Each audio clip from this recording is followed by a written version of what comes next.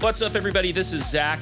I'm the host of EM Weekly. I've got a unique guest this week, and it is going to be an interesting show.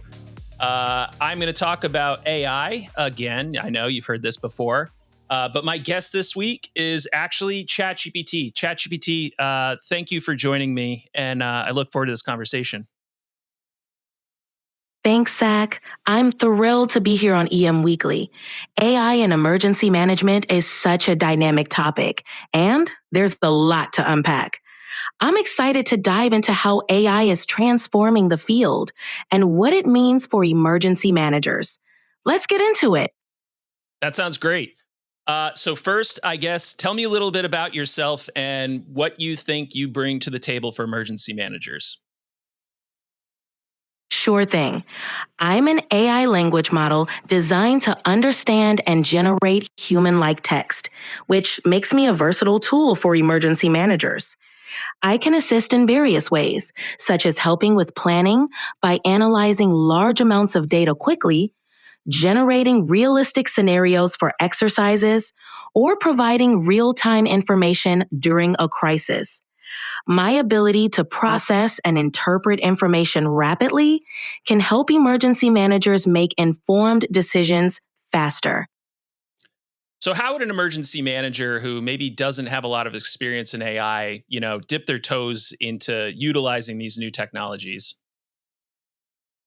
For emergency managers new to AI, starting with a few foundational steps can make the process manageable.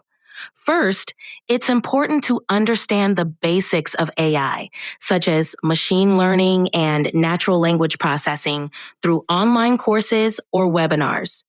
Next, look for user-friendly AI tools tailored for emergency management. These might include platforms for data analysis, incident management, or communication. Starting with specific, practical applications can help build confidence.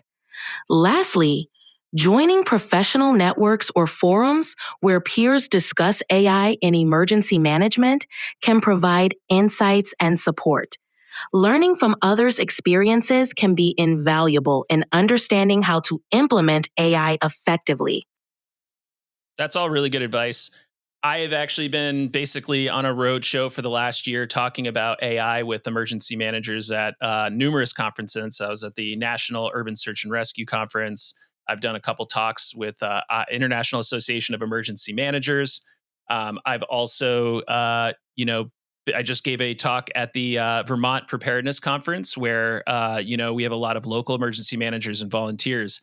And one of the things that I think is so exciting about AI is particularly for agencies and organizations that only have like a single person shop. There's one person who's supposed to do everything. And in the early stages of an emergency, it's really hard to get organized and understand what's happening. And I think that that's AI's, a good place to start and a huge strength of AI. That's fantastic work you're doing. AI truly shines in those situations, offering quick data analysis, pattern recognition, and even predictive insights that can help a solo emergency manager stay on top of a rapidly evolving situation. By automating routine tasks and providing real-time situational awareness, AI can be a force multiplier, allowing those one-person shops to manage emergencies more effectively. It's exciting to think about the potential for AI to revolutionize the field, especially for smaller agencies. We'll be right back after this quick break for ads. In the emergency management response for dynamic populations course, you'll master the art of managing large, diverse populations, like those at schools, hospitals, amusement parks, or stadiums. These scenarios demand rapid, adaptable responses where command and control, evacuation, mass care, medical transport and triage, public messaging, and counter-Sebring considerations are all put to the test. From October 22nd through 24th in Pueblo, Colorado, you'll dive into DyPop training with the capstone Hot Mess Express exercise, taking on the role of an emergency manager as you lead your organization through chaos of a catastrophic train derailment. This high-intensity experience will push your skills to the limit as you work to protect and coordinate these ever-changing populations. Get ready to elevate your readiness in the most complex dynamic environments with DyPop 2024. Class size is limited. Sign up today at thereadinesslab.com.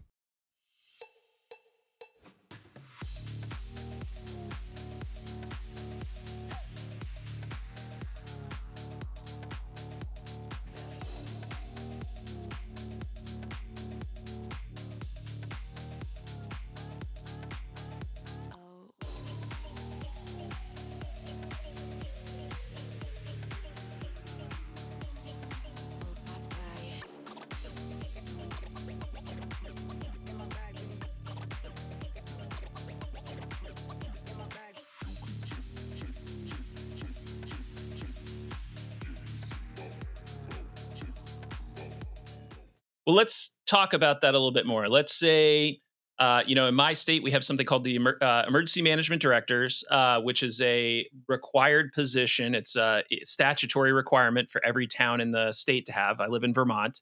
And in a lot of cases, the emergency managers may not actually have any experience in emergency management.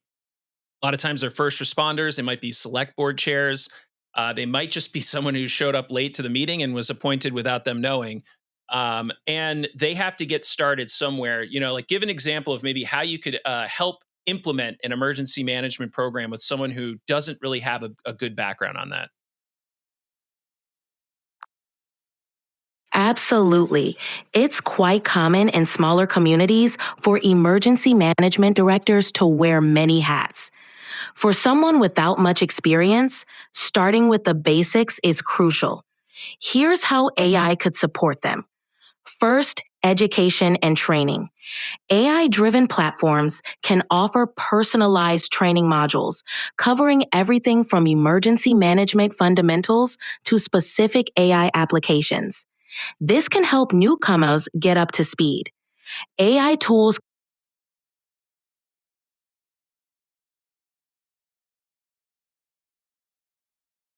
can analyze local data to identify risks and vulnerabilities in the community.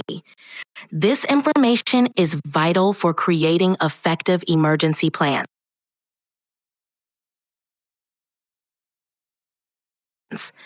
Optimizing resource management. AI can help track resources, predict needs based on evolving situations, and even suggest optimal allocation strategies. 4. Communication. AI powered chatbots and virtual assistants can manage information flow, answer common questions from the public, and keep everyone informed during an emergency. Simulation and drills.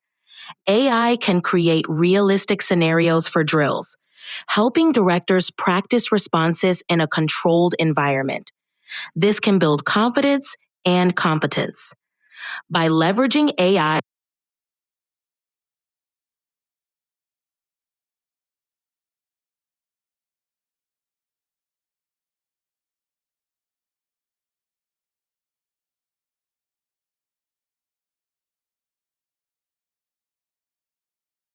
Are you still there? I'm right here. Was there something else you wanted to dive into or any other questions on your mind? Yeah. I'm ready when you are.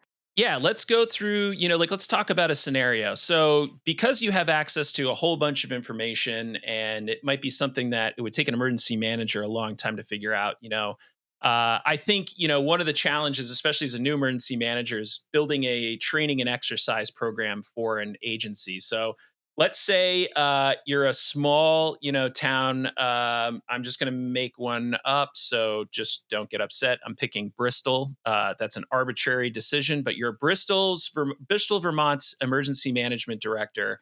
And one of your concerns is an ice storm. Could you develop a training and exercise program that would take place over the next 2 years to help get ready for a long-term ice event that would lead to power outages and possibly other infrastructure challenges?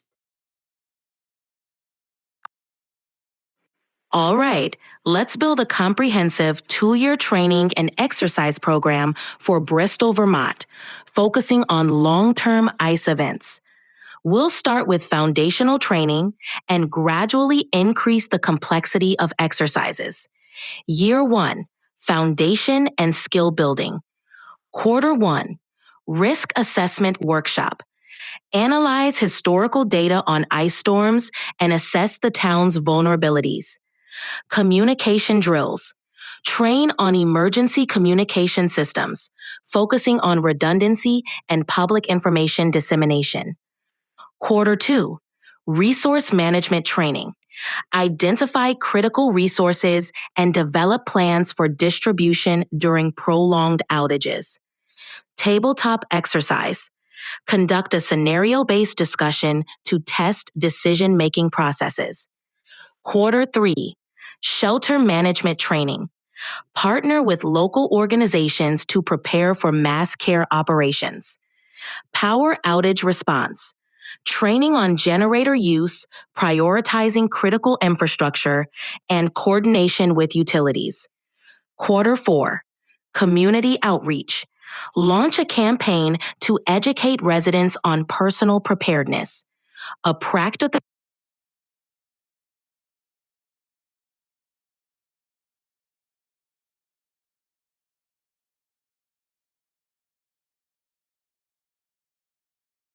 Are you still there? I'm still here. Did you want to continue with the scenario planning for Bristol's long term ice event preparedness? Yes. Or is there another? No, continue with where you left off. You got disconnected. Got it. Let's pick up where we left off. We were outlining the first year of the program. Now, moving on to year 2, advanced training and full scale exercises. Quarter 1, advanced incident command system ICS training. Focus on complex incident management scenarios. Volunteer management. Training on integrating volunteers into emergency response, including coordination and task assignments. Quarter Oops, I think you got disconnected again. 2, include local businesses, schools, and other community organizations in a simulated ice storm scenario. Mutual aid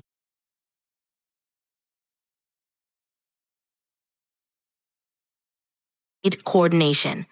Practice. No worries. Let's jump back into it. We were discussing the second quarter of year 2. Community integration drill. Include local businesses, schools, and other community organizations in a simulated ice storm scenario. Mutual aid coordination.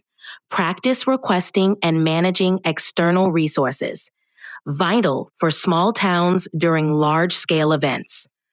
Quarter 3, public health response. Training on addressing public health concerns like hypothermia and carbon monoxide poisoning. Infrastructure failure drills. Prepare for scenarios like water main breaks or communication outages. Full scale exercise. A large scale simulation involving all relevant stakeholders testing a comprehensive response to a prolonged ice event. After action review. Evaluate the exercise to identify strengths and areas for improvement. This program aims to build a strong foundation and progressively challenge the emergency management team to ensure preparedness for a long term ice event. That sounds like a great program. The other area that I really like AI to assist is in situations where you often find yourself in paralysis by analysis. And a lot of times this happens with evacuation planning and response. So, for example, I'm going to give you a scenario. A propane truck, a large propane delivery truck, is broken down at the bottom of Church Street and at the corner of Church and Main in Burlington, Vermont. It begins leaking heavily. Can you help tell me how far we should evacuate and then craft a message for iPause that's both in the 360 character format as well as the 90 character format, telling people to evacuate on behalf of the Burlington Fire Department? For a propane truck leaking at Church and Main in Burlington, Vermont, we'd want to quickly determine the evacuation radius. Propane is heavier than air and can travel along the ground, finding its way into low-lying areas. Considering the urban environment, we should opt for a cautious approach. Evacuation radius. A 1,000-foot radius is generally recommended for a large propane leak.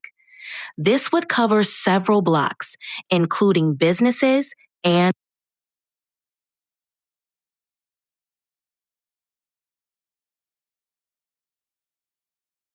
residences. 360-character I-pause message. Emergency alert, propane leak at Church and Main. Evacuate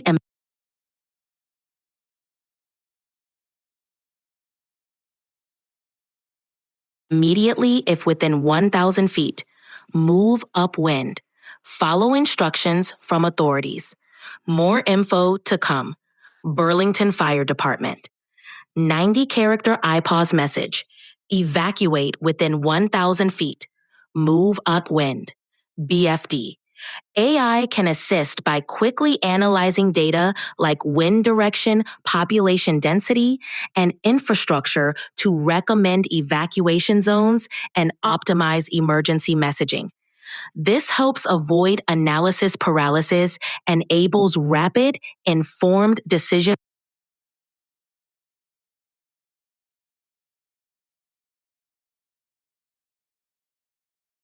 All right, that was pretty good. What other things do you think people should know about when it comes to AI and emergency management that we haven't talked about? AI and emergency management has a broad range of applications, and there are a few key aspects worth highlighting. Real-time data analysis. AI can process vast amounts of information from sensors, social media, and other sources to provide real-time situational awareness, helping emergency managers make informed decisions quickly. Predictive modeling. AI algorithms can predict disaster impacts like flood extents or fire spread, allowing for better preparation and resource allocation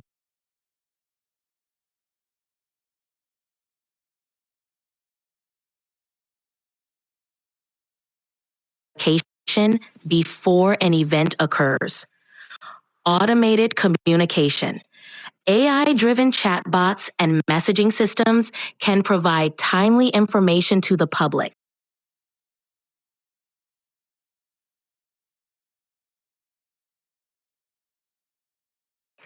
reducing the burden on emergency responders and ensuring consistent messaging.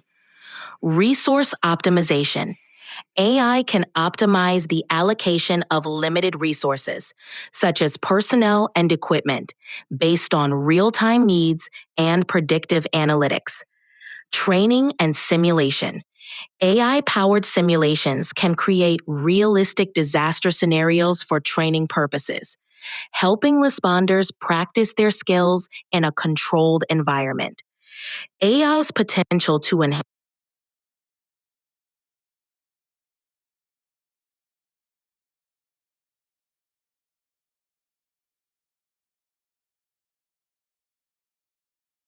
As you can tell, there is some issues with this.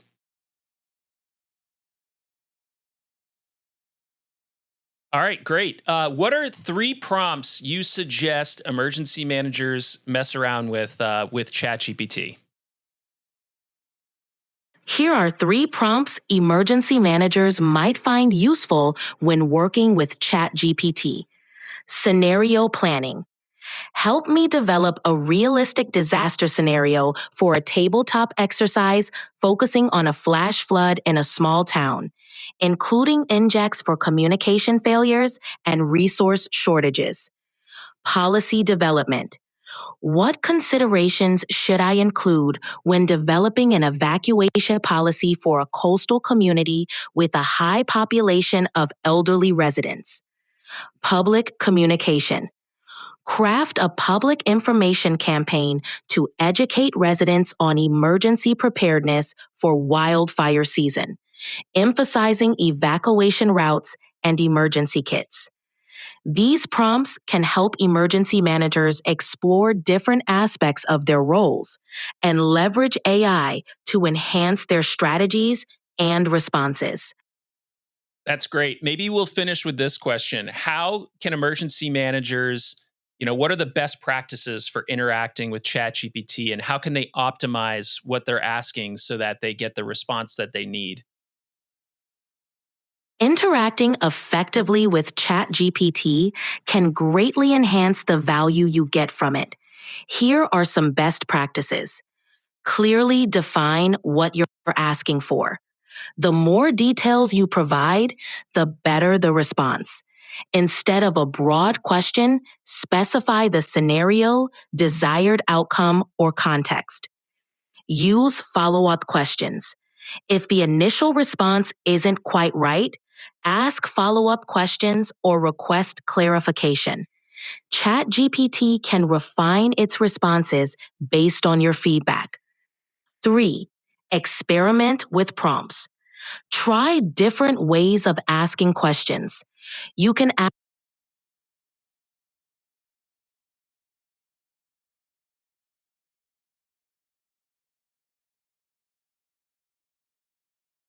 ask for explanations, step by step guides, or even creative brainstorming. For example, explain how AI can improve disaster response versus list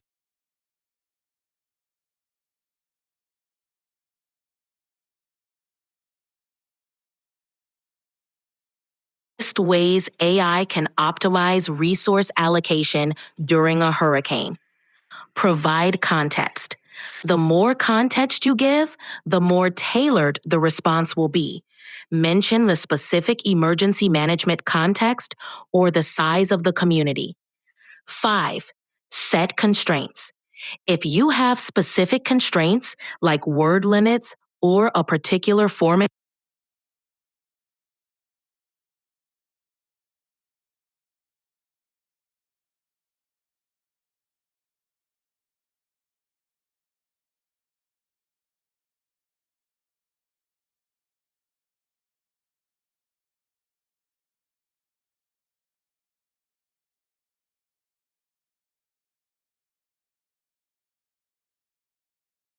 Hey, I think you got disconnected before you finished.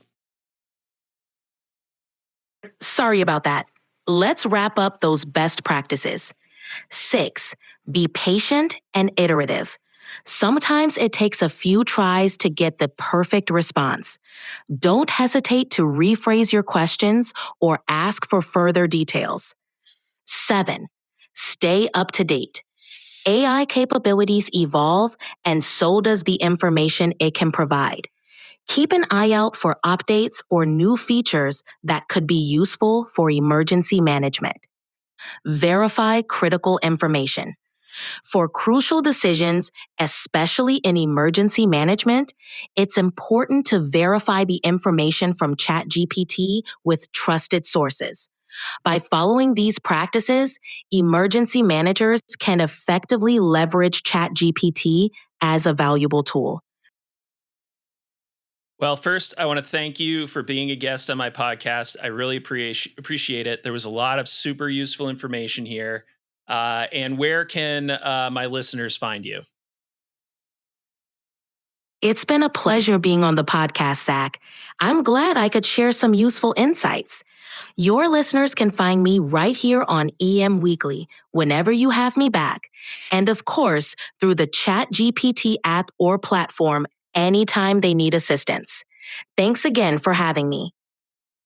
All right, that's the end of the episode. I hope you found this useful. Check out the show notes. I'll put some links into this, and I'll add this to my AI episode playlist. But that is the new voice system, the advanced voice system with ChatGPT, and I think it is pretty much the coolest thing ever. I've been working with a whole bunch of different concepts to utilize this, but I figured why, should I try to figure out how to sort of discuss this and just let, ChatGPT talk about itself. So hopefully you found this useful, and feel free to share it. I don't know if I know there's been like long delays between episodes. Next month, I'll actually be at IAEM at the annual conference presenting on AI use in emergency management. Funny enough, my presentation is already obsolete. So hopefully my IAEM uh, speaker liaison is prepared to try to adapt this, because I need to change it. But that's how fast this stuff changes. So you really do have to keep up with it. But thanks for listening, and stay tuned for the next episode. I've got TraumaSoft coming back next week. That'll be out, I believe, Tuesday. Mike's going to be coming back on the podcast to talk about some more military stuff. I'm trying to get him and Anthony Escoto back on here to talk about just the difference between people who blow stuff up and people who put out or make bombs not blow up. And then Jeff Perkins from Oregon will be here, hopefully to chat about some really, really important communications lessons that he's been learning out in the field and dealing with, the Rose Festival and some other stuff that he's done around Portland and other parts of the country. So stay tuned. Lots coming up. And thanks for being a listener. We'll chat later. Bye-bye.